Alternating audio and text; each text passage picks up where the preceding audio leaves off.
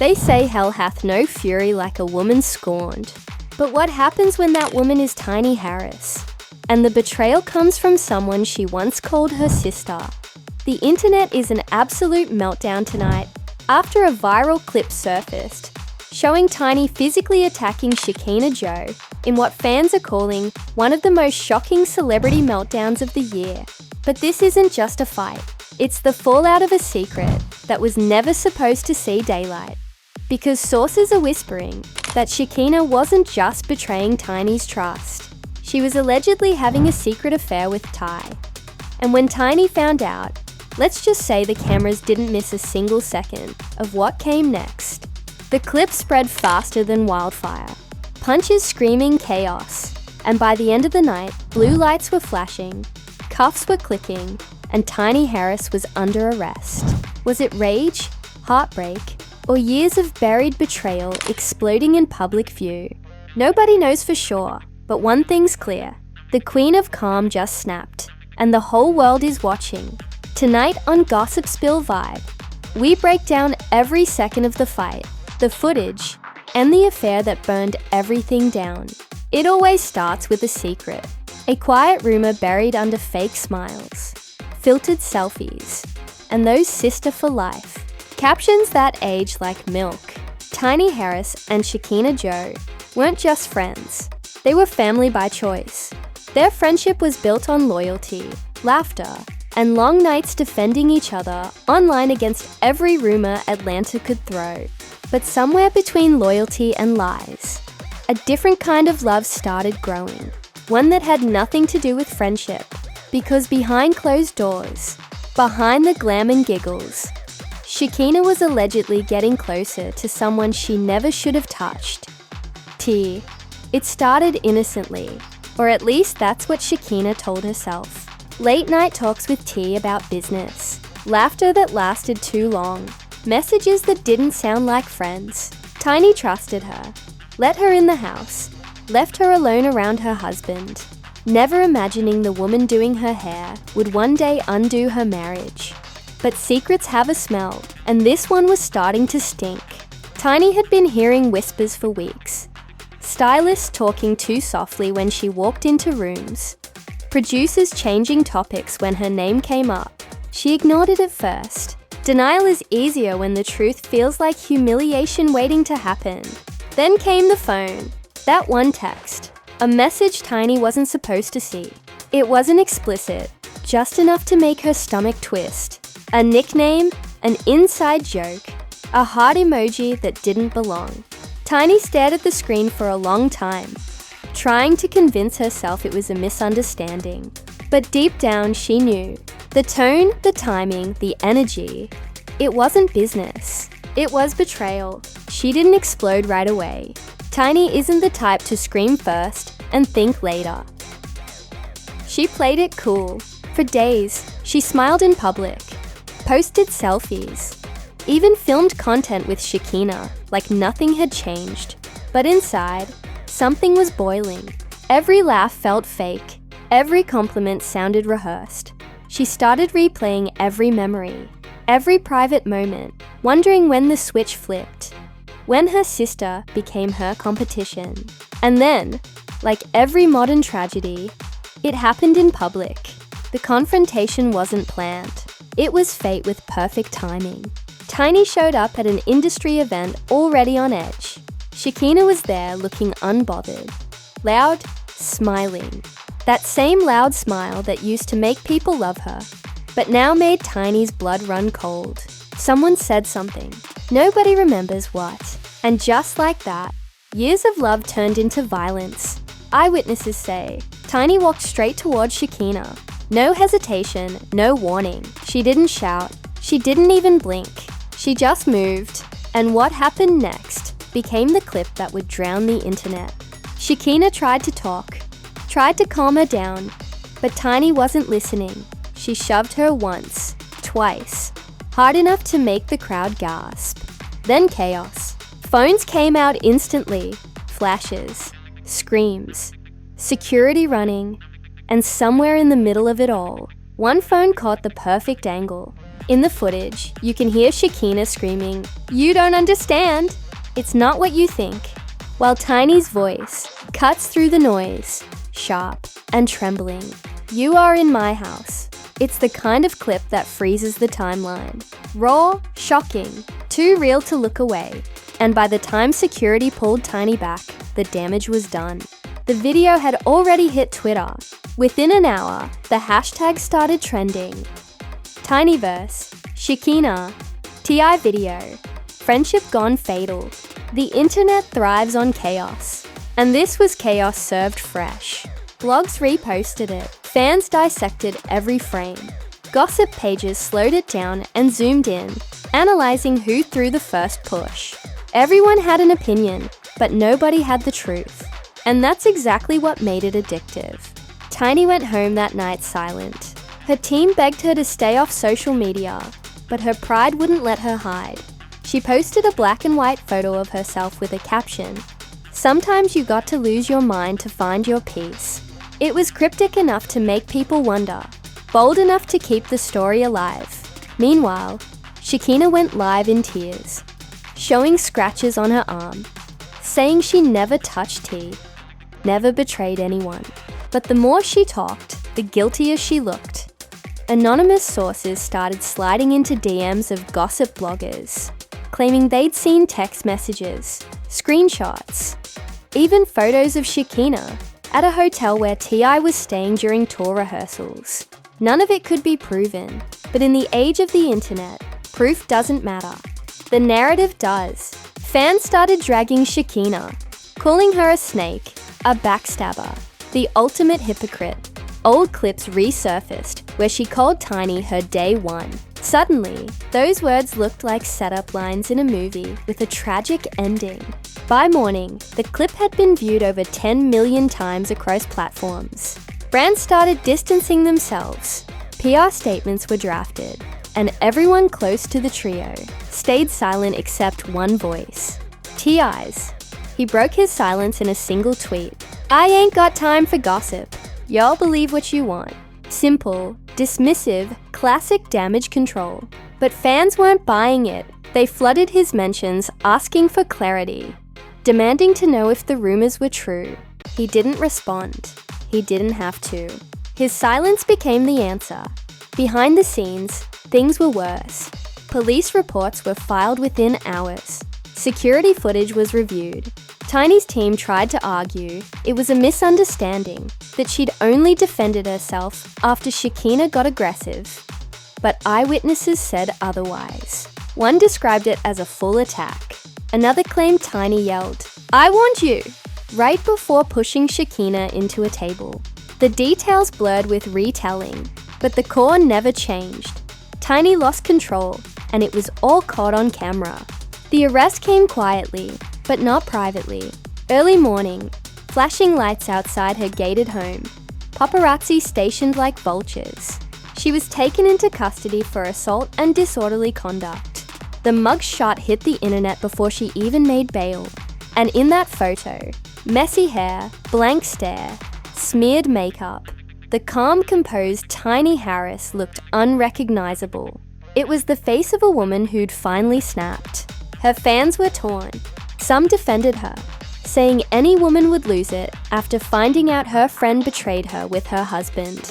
Others called her dangerous, immature, proof that fame can't fix broken trust. The internet turned it into a morality war. Team Tiny versus Team Shekinah. Memes flooded TikTok. Parody videos hit YouTube. Even celebrities started weighing in. One reality TV star tweeted, "You can't trust nobody in this industry, not even your bestie." The drama had become cultural commentary overnight. Meanwhile, Shekinah wasn't done talking. She released a tearful statement, saying she forgave Tiny, but the damage was irreversible. "I still got love for her," she said through sobs, "but I can't unsee what she did to me. I didn't sleep with nobody's man." Some believed her, most didn't. Screenshots of alleged texts between her and T started popping up. Everywhere. Half fake, half convincing, nobody could tell the difference anymore.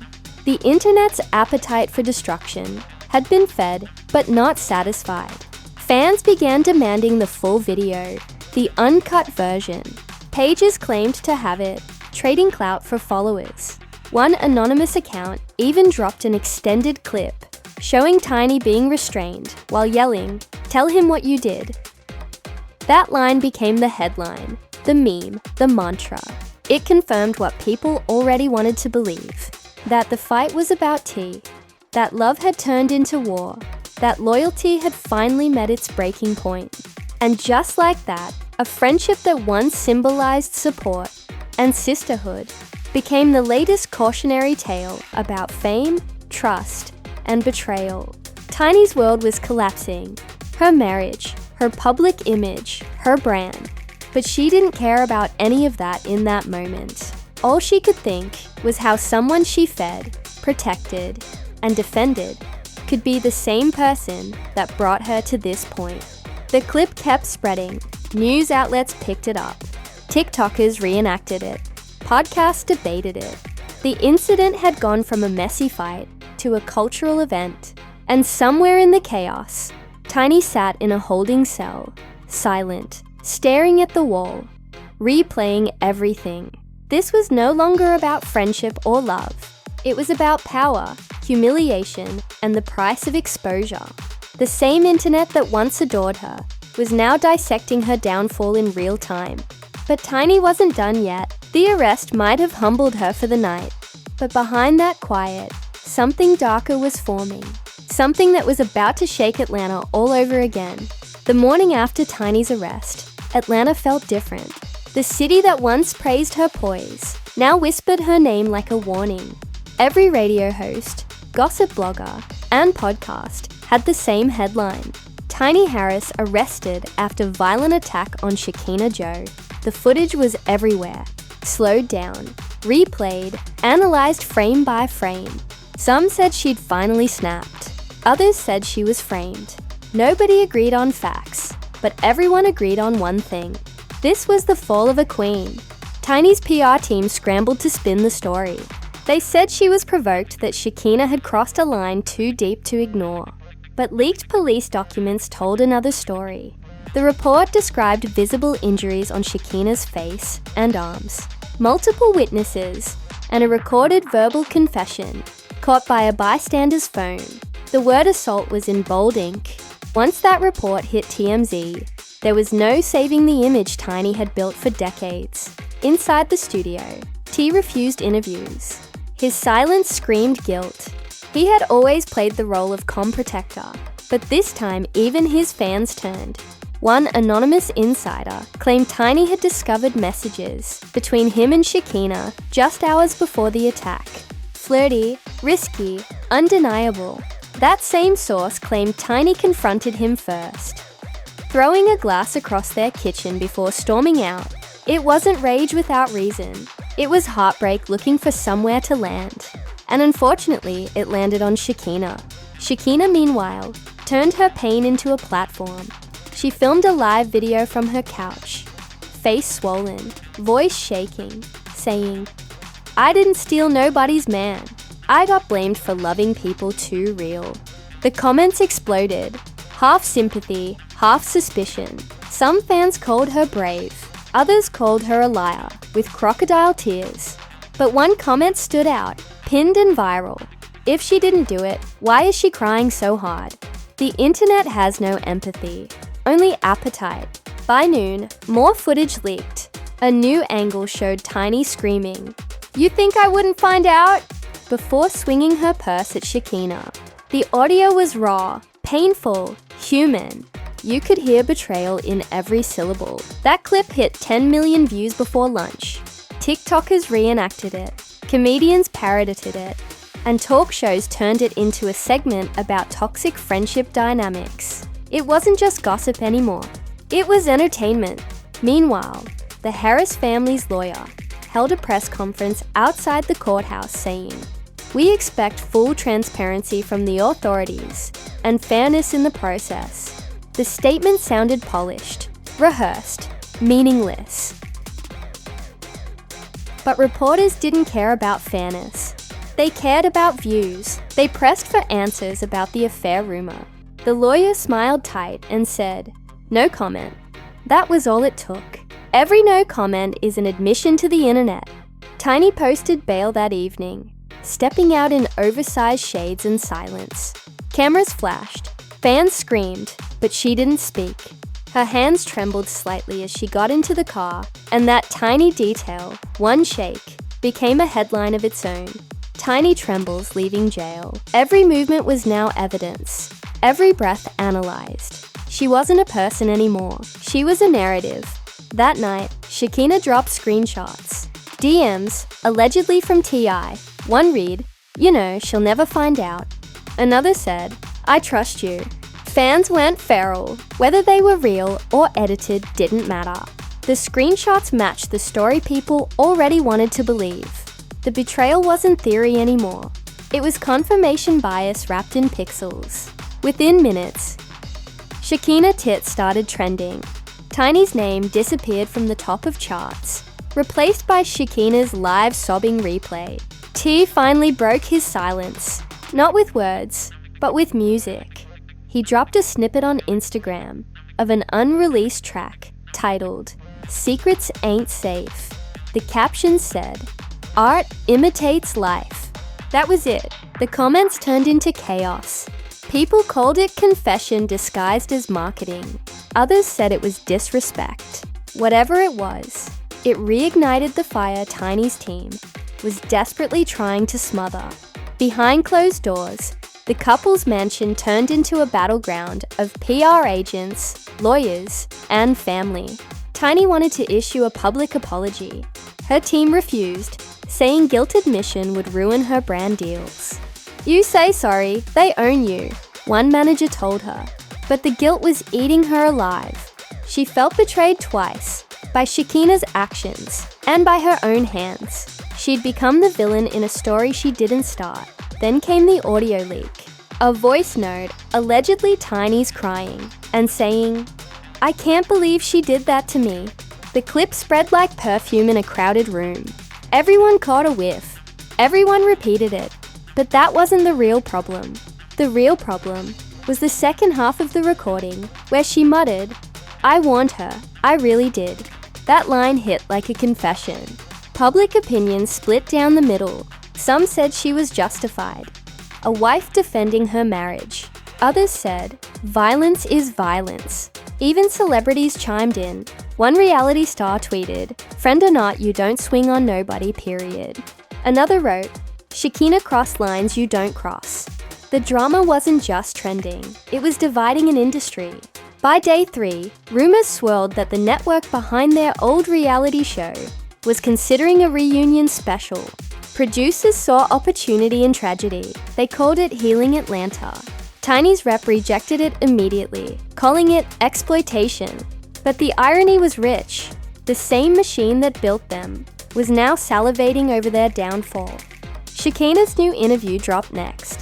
Sitting across from a talk show host, face calm, but eyes burning, she said, "I didn't steal nobody's husband. I got accused because I was convenient." She paused just long enough to let that sting. And Tiny, she's not the woman y'all think she is. The clip broke the internet again. Tiny's fans attacked her. Shekinah's fans defended her. And neutral viewers just grabbed popcorn. Meanwhile, Atlanta police confirmed the case was still under investigation. That phrase alone fueled 100 YouTube videos, each claiming inside sources and exclusive leaks. One anonymous blog posted that there was security footage from the venue showing T escorting Shekinah to her car earlier that night. Whether real or doctored, it became gospel. The timeline shifted. Maybe Tiny's attack wasn't spontaneous. Maybe it was calculated. Tiny's silence was both her shield and her curse. Every day she said nothing. Said nothing. The internet filled the blanks for her. Fan theories multiplied. Some claimed she planned the attack after tracking T's phone. Others said she hired someone to leak the fight to gain sympathy. The truth didn't matter anymore. In the age of virality, perception is truth. But in private, Tiny wasn't plotting. She was unraveling. She stopped eating, stopped answering calls. Her closest friend said she just sat by the window, replaying that night in her head, whispering, "I just wanted her to admit it." That was the tragedy. She didn't want revenge, just validation. But in trying to prove betrayal, she became the betrayer of her own peace. Then the biggest twist dropped. A journalist claimed to have obtained a private message exchanged between T.I. and a publicist, apparently confirming he'd been seeing Shekinah for months. The leak was explosive, but it came with a catch. The journalist refused to release proof unless paid. Within hours, fake screenshots filled the void. Nobody knew what was real anymore, but the narrative hardened. Tiny's anger was no longer shocking. It was relatable. She wasn't crazy. She was heartbroken. Still, heartbreak doesn't erase handcuffs. Her case was scheduled for hearing. Fans began rallying behind Usher Free Tiny. Petitions circulated. Some said she shouldn't face charges for a crime of passion. Others demanded accountability. Even Shekinah's supporters started cracking, admitting if she really slept with T, she kind of earned that hit. The moral lines blurred, until nobody could tell right from wrong. Through it all, one thing stayed constant: views. Every update broke another million. Every rumor turned into currency. The internet had turned pain into profit. And Tiny, whether she liked it or not, was the main attraction. As night fell again, she finally posted something new. A photo of a broken mirror with a caption, "Everything I saw was a reflection of what I feared." It was haunting. It was poetic. And it was the perfect setup for what came next. Because while the world thought this was the end, Tiny was already planning her next move. The days following Tiny's cryptic post were the calm before a different kind of storm. Everyone thought she'd finally gone silent, that the case would play out quietly in court while the internet moved on. But silence is never the end in Atlanta. It's the setup. Because just when people began forgetting, a brand new leak dragged the entire city back into the chaos. It started with a 2-minute clip, uploaded anonymously, to a gossip page called ATL Receipts. The video was grainy, clearly shot on a phone, but the audio was sharp enough to make hearts drop. You could hear Tiny's voice, tense and trembling, saying, "You made me look stupid for the whole world." Then came Shekinah's voice pleading, "I didn't mean for it to happen." The sound of something crashing followed, and then the screen went black. The clip went viral in less than an hour. It was undeniable proof of confrontation before the attack, the kind that could destroy any legal defense. Hashtags exploded again, talk shows picked it up, and legal analysts started debating whether Tiny had just ruined her own case. Fans were torn between sympathy and shock. The same people who once defended her were now asking if she'd crossed a line that couldn't be forgiven. Inside her home, Tiny watched the clip in silence. She didn't flinch. Her lawyer told her to stay quiet, but the weight of being painted as a monster was too heavy. She opened her phone, scrolled through the hate comments, and whispered, "They don't know what she did." It wasn't anger anymore. It was exhaustion. Years of friendship, betrayal, and heartbreak condensed into a single public humiliation. Meanwhile, Shekinah capitalized on the moment. She appeared on a popular podcast, tears glistening, saying she wanted peace, but needed justice. "I didn't press charges because I wanted to heal," she said. "But now I see healing don't happen when the truth is buried." Her tone was soft, but her message was clear. The internet turned the clip into sympathy fuel. Fans flooded her page with support, calling her the survivor of friendship betrayal. Brands reached out. She booked interviews. The victim narrative sold fast. But then another twist landed. A blog dropped alleged screenshots, showing Shekinah bragging about getting paid to tell her story. The messages looked messy, but believable enough to spark doubt. Suddenly, people weren't so sure she was innocent. Is this about justice or attention? One comment read, "Everybody milking the mess for money." Another said, "It was a digital tough war, truth versus clout, and both women were losing." Tiny's team saw the opening and struck back. They released an official statement claiming new evidence proving Shekinah's affair with T. The statement hinted at private messages, voice recordings, and unreleased footage from before the incident. It didn't confirm the details, but it was enough to reignite suspicion for the internet. That was all it took. Shekinah Exposed started trending before noon. The next day, an unverified Twitter account dropped a 30-second audio clip of T.I. allegedly confessing that he and Shekinah crossed a line once. The voice matched his. The tone was low, apologetic. Whether it was real didn't matter. It spread like wildfire. Every gossip blog reposted it. Every fan reacted. And every headline screamed the same thing. Ty confesses. Tiny didn't say a word, but her silence this time sounded like satisfaction. Shekinah denied everything, saying the audio was AI generated. But by then, no one cared about authenticity. The scandal had evolved beyond truth. People weren't watching for facts. They were watching for the next twist. And Tiny, knowingly or not, had become the face of justified chaos. Court proceedings began quietly. Cameras weren't allowed, but leaks filled the gaps. Reporters claimed Tiny looked calm, detached, almost eerily composed. One said she stared straight ahead while her attorney read out details of the assault, only blinking when Shekinah's name was mentioned. That stillness became iconic. Fans called it the Queen's gaze. Memes painted her as a woman who'd already served her sentence in silence. When the verdict finally came, it wasn't as severe as anyone expected.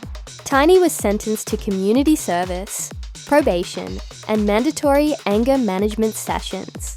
No jail time. The internet erupted again. Some celebrated, calling it karma for Shekinah.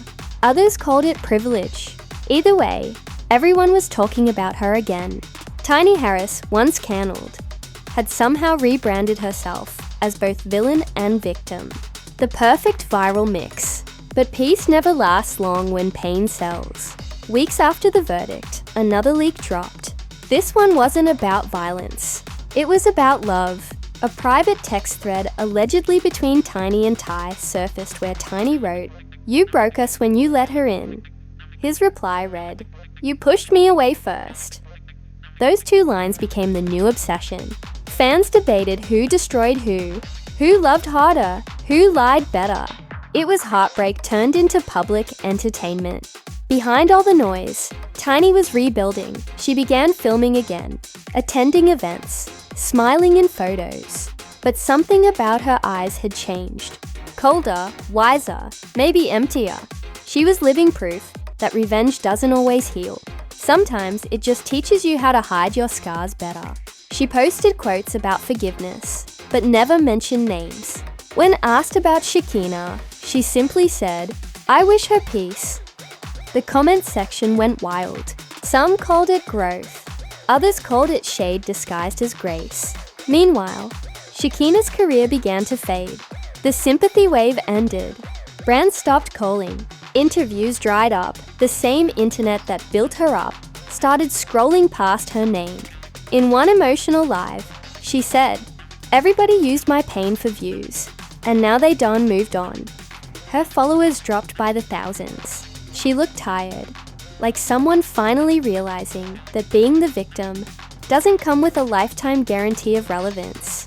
Then one quiet night, Tiny posted a short clip of herself, driving with a caption, "You can't break what's already been broken." It wasn't dramatic. It wasn't offensive, but it went viral anyway. Fans flooded her comments with heart emojis and forgiveness posts. Even her critics admitted she'd survived the storm with style. Whether she planned it or not, Tiny had won the narrative war. But deep down, even her victory felt hollow, because behind every headline was a friendship buried under pride, love, and betrayal. She'd gotten her closure in the eyes of the world, but not in her heart. Sometimes, when she scrolled late at night and saw old pictures of her and Shekinah laughing together, she didn't feel anger. She felt absence. That's the part the cameras never catch. As the months passed, the scandal lost steam, but the tension lingered. They lived in the same city, shared mutual friends, breathed the same gossip-filled air. Every time their names appeared in the same sentence, people whispered. Even if they never spoke again, their story had become folklore. The friendship that defined Atlanta's reality TV era had ended in a courtroom, replayed a million times online, archived forever. By the end of the year, a documentary surfaced, Tiny vs. Shekinah, The Friendship War. It featured interviews, fan theories, and edited montages of the viral clip. Tiny didn't participate, Shekinah did, but she seemed hesitant, like someone reliving trauma for a check. The final scene showed her saying, "Maybe I was wrong for loving people too close." The internet exploded again. Old wounds reopened, but this time, Tiny didn't react. She'd learned that silence wins more battles than shouting ever could. And that's how it ended. Or at least how it looked from the outside. Two women bound by love, broken by betrayal, and immortalized by the internet. The clip still circulates every feed.